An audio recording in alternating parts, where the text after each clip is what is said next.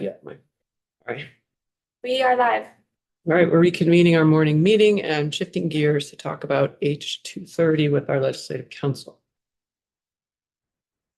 This is Mike O'Grady with Legislative Council. You and House Judiciary have been discussing over the past couple of days the Department of Fish and Wildlife's proposal to move from a default criminal division jurisdiction over most, not all, fish and wildlife violations to a default civil division jurisdiction over most fish and wildlife violations unless certain objective criteria are met. There has been concern about some of the objective criteria needing to be less objective and more objective. And on page 2, lines 15 and 16, the original language said that no evidence was needed to be seized in the investigation of the violation, and then a criminal warrant was not needed in relation to investigation of the violation.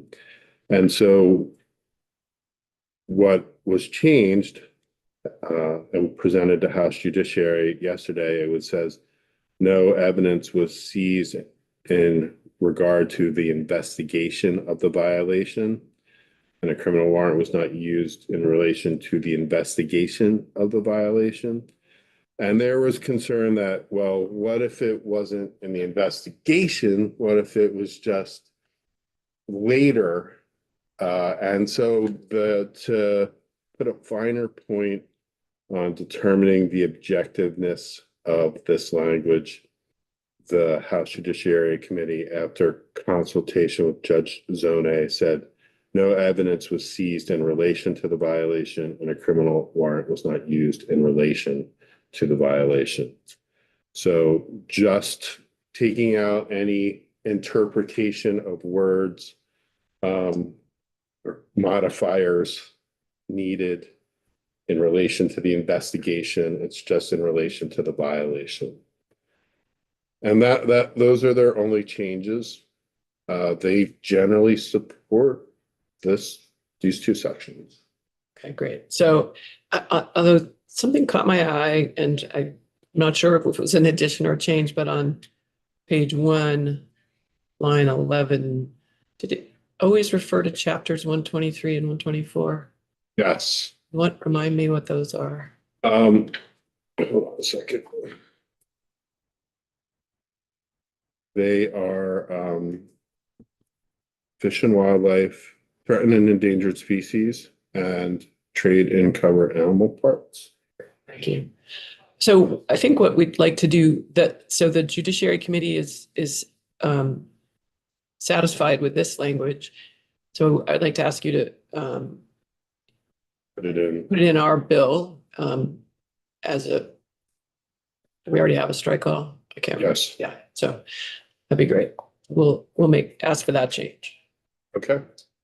Then if we can shift gears to current status of H 86. Or Annika, did you get my email? Is it up on the? Okay, great. Thank you. I appreciate that. So there was significant discussion in House Judiciary about the limited liability protection offered to commercial salt applicators who complete the Agency of Natural Resources certification program. And they were not getting to consensus on that language. And instead, they removed the limited liability protection for commercial salt applicators and for municipal salt applicators who complete the AOT local roads training. So instead, it is just a directive to ANR to enact the BMPs, do training, do the report on salt sheds, come back with a recommendation whether and how to do limited liability. So, okay, that's not what I'm just trying to wrap my head around what I thought I'd heard and now what I'm hearing from you. So it would establish the BMPs here in this section, fluoride contamination 1352. Yes, Yeah. you establish the program. Yep. As part of the program, secretary on page 3, line 7 through 11 shall adopt best management practices for application. Those practices are almost exactly, I think, actually, they are exactly the same as what you had in your version. Mm. And there was one change in, I can't remember exactly what it was in. It's either in 5 or 6 on page 4. I can't remember exactly what I changed. But then you will see that there's the secretary shall establish estimates to track the amount of salt. And then the secretary through staff of the chloride contamination reduction program shall conduct education and outreach. You're on the next page, but Yeah. I'm wondering about if it was the test that they added here. No, the test was there. There, okay. Remember, oh, you didn't hear it. And the Senate heard from the Adirondack program that they originally didn't have the test, and the applicators may not have been taking the whole program as seriously as they should have. And then when they implemented a test and they had to pass the test, then that's when they started taking it more seriously. And so the Adirondack program said there should be a test as part of your program. Mhm. Okay. Okay, sorry, now on to page 5 where you were. So most of this language is really the same as what was in your version. There's going to be the education and outreach. What is being changed in the education is reference to the liability protection for commercial salt applicators. That was part of the education. Forming the commercial applicators of the training and the liability protection offered under the program.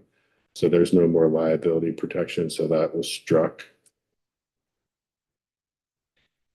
I thought we were going to get something where once the BMPs were established, that the liability would go into effect, that it was some like a check back. They talked about that, but that's not my understanding of what they agreed to. Okay. Maybe we need to revisit that. And I guess from what we heard in our testimony, did they hear from ANR after they made this decision to remove the liability? Not that I know of. Okay, so we need to hear back, I guess, from folks. I think it was my understanding that that was an integral part of creating the program in order to get people to participate in it.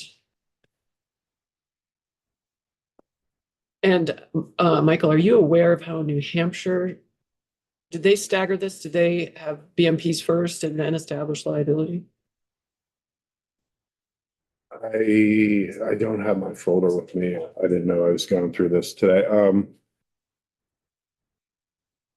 They had different, they have two kind of components of their program. One was enacted before the other. I can't remember which was enacted first. I think the liability protection came after the original establishment of the best management practices. Hmm.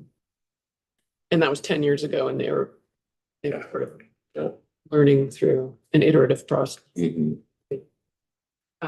Well, I mean, I guess I was imagining that we were going to not eliminate that part of this, but have it be staggered. Can I ask Jared a question? You may. Because you were the one that said leave it dormant, right? Leave it in the statute. Right. And then have something trigger it to come back. And they said no. Yeah, so Jared Carpenter, Lake Champlain Committee, no, that was my suggestion, is that the language stays in the bill and there's a look back to go back and review the language in relation to the BMPs. They wanted It's my understanding is they wanted something along the lines of coming back and looking at it and then establishing the BMPs. So, or excuse me. Establishing the BMPs and then coming back and looking at Correct. that. They didn't do a timeline, it was my understanding that the, Who's the they you were just referring to? The committee. This was yesterday. Mhm. Um. Okay. And it was a little bumpy in there yesterday. just a. That's what I heard.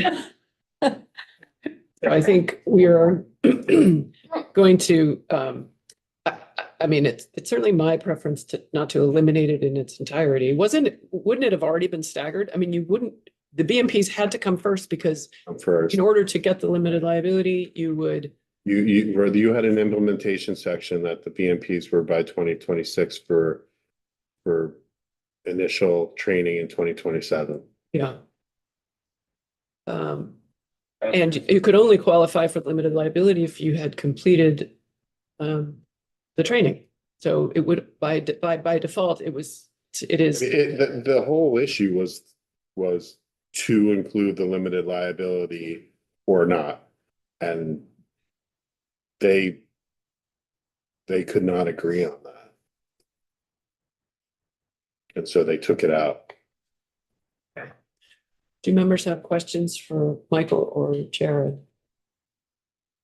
I just have one. Yeah. On page 5, line 15, the education to members of the public, and this is just a thought, like in terms of adding pets into the harm that's all causes when we put on the roads. I just wonder if people would be more willing, that would really perk people's attention. You know, in terms of dogs, I don't have a dog, but I've heard that dogs pause. Oh, it's terrible. Right, It's and I don't terrible. know, I wonder if people even think of that, you know, so I just thought maybe if we included potential harm, you know, the water. Quality, pets Pets and and- wildlife. Sure. It's great. Other thoughts on Do you want to look at the language where they have the report back on recommendation of liability? Yes, That's on page 7. It's in section 5. It says that they still will adopt the BMPs by November 1, 2026 for initial use in 2027. And it's still solicit interest from third-party vendors for training. But then on page 8, on or before January 15th, 2028, they submit to the General Assembly a recommendation of whether the state should extend limited liability protection to commercial salt applicators and municipal salt applicators who are trained in the best management practices for application of salt or salt alternatives for winter road maintenance and summer dust control suppression. And it shall include a scope of liability protection to whom liability protection would apply, the requirements to receive liability protection, including the term of protection and when certification would be revoked, and when or if the liability protection would not apply in certain specified circumstances, like they're grossly negligent or reckless, etc. is there discussion about why it's a 2-year, I mean, the BMPs are up and running November 1, 2026. It looks like. Right, and that is to get them implemented, to have the committee wanted to see the BMPs or certain members. We don't know what the standards are. How are we granting liability protection when we don't know what the standards are for the commercial applicators? So they wanted to see the standards before they extended liability protection. And are there commercial applicators on the Judiciary Committee who are qualified to decide this? Sorry, that's not a fair question. I don't know. There may be 1 or 2. Yeah, there may be. Representative Chapin has her hand up. Thanks. I know there's at least one on the committee who likely is. I guess I'm just trying to brainstorm here, and I think we've always known that And from what we've heard in other states, we're likely to need some kind of carrot or stick to get folks to reduce salt, not just BMPs to be available. So, and I think we have evidence that just having BMPs isn't likely to get the outcomes that we want.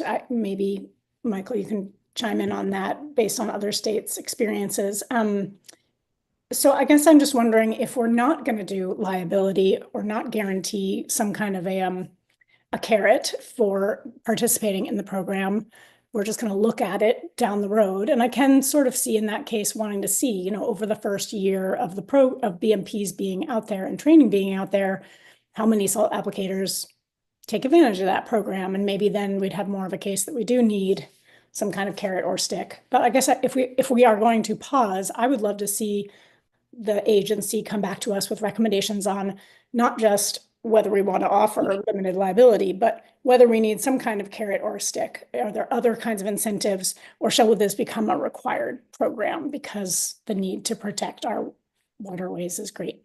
So I'm wondering about expanding it in this case to ask the ANR to report back on what, and maybe there's some kind of process they could go through with salt applicators to understand what would be most useful to their business model to make this, to incentivize or require the application. I made the point multiple times that this is a proactive program to avoid reactive requirements when a water quality becomes impaired. And I told them that if you're go forward with nothing, it's likely that some of the waters are going to be chloride impaired, and there's going to need to be a TMDL and an implementation plan for that. And then what are the requirements going to be? It's probably going to be limitations on salt application. And I mean, they got that, but I couldn't. Did they hear from the Agency of Natural Resources? No. Not while I was in the room. Right. Jared Carpenter, I think you had a comment. Suggestion, Madam Chair, and something that very much want to hear from the agency about, but page 7, line 11, I know this committee went back and forth of whether or not this should be done by procedure or by rulemaking, and it was decided to by procedure. If it's done by rulemaking, then it goes through the public comment process, and other people get to weigh in, including other applicators who might be involved in the program, experts in the field, and it would go to LCAR. So the legislature would have the opportunity to look at it as well.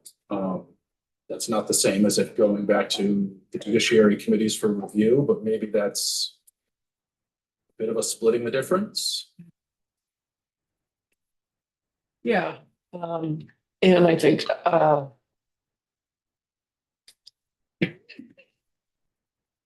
yeah. And the agency was hoping to do this more economically from their point of view. Interesting. Representative Austin. And do we know how much time we have before until we reach that TMDL level? Well, there's already a TMDL that's been developed for Sunny. Oh, Sunny Hollow, right? And my understanding is there's, Side Brook. Yeah.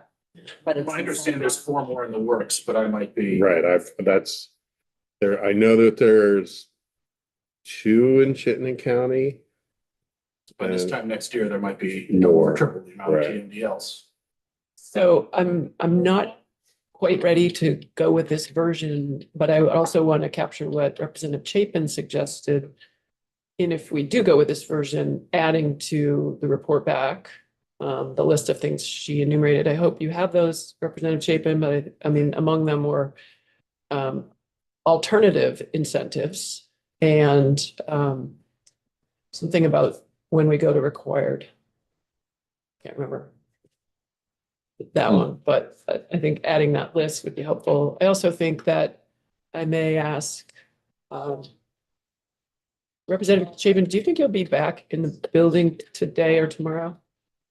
I'll definitely be there this afternoon. I'm maybe by great. 1, definitely by 3. So I could certainly, I don't know if you want me to talk with I'd be happy to talk with judiciary. Yes, that's what I was thinking. Since you are kind of a liaison, having served there, maybe we can see about, understand their decision more and that'd be good. Do members have questions on this? Representative Bartholomew? I'm confused about what this document is. Did they just rewrite the bill? And why isn't it showing changes from what we sent them? This is a Judiciary Committee amendment. Well, actually, I drafted it as your amendment. This is what they're proposing that you, Sort of a strike all. I just like to see Yeah. what's different from what went to them. I can do that. That would be helpful. I agree. Thank you, Representative Bartholomew.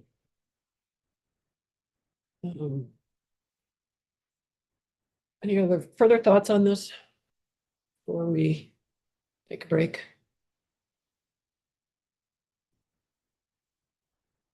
Okay, so I think we are moving toward a vote on H230.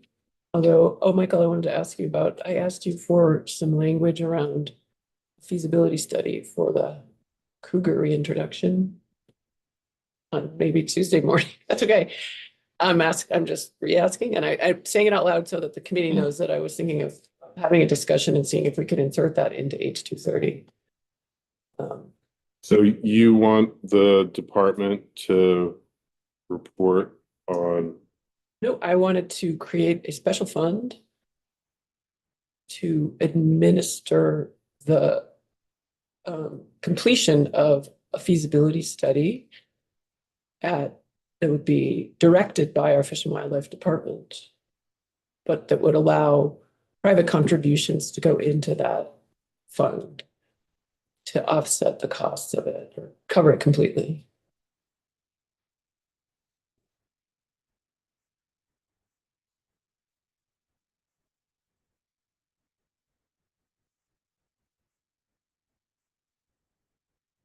there is no language right now that will require the feasibility study, is there? Nothing, no, it's not in there right now. I think you would need that and then the special fund. Sure. Okay. Okay. Then you want that in 230. Yeah, yes, sure, wherever it might be logically fit into there, yes. So I'll come back with strike all 230 that has the judiciary recommended language in section 5 and Addition of, feasibility study with a special fund to offset that. yes, thank you. And comparison of the language of page 86, and then I know you're having a very busy day, so I don't want to pressure you, but I can have the side by side by 1:30. great. I can have the amendment unedited by 2:30. Great. Edited, I don't know when. I can't commit for that. Fair enough. Okay, great. Thank you. And I have not heard the status of what the floor is going to be this afternoon. Is it going to be long or has that? Haven't heard it either. Has anyone? It might, but If, yes, I think it's probably gonna be long, myself. That being said, that we might try and get you back in tomorrow morning or even tomorrow afternoon. We'll look at that, Monica. I do have time tomorrow morning before 10 or 10:30. I can't remember. And then you're booked after that. I'm only booked until 1 and then I'm free in the afternoon. We will figure it out. All right, thanks, Michael. Do members have anything they want to talk about before we adjourn? Not seeing anything. Okay, we'll adjourn for the morning. I assume we're not taking up the septic issue, or are we talking the sludge and septic? Oh, well, we should have brought that up before we adjourned.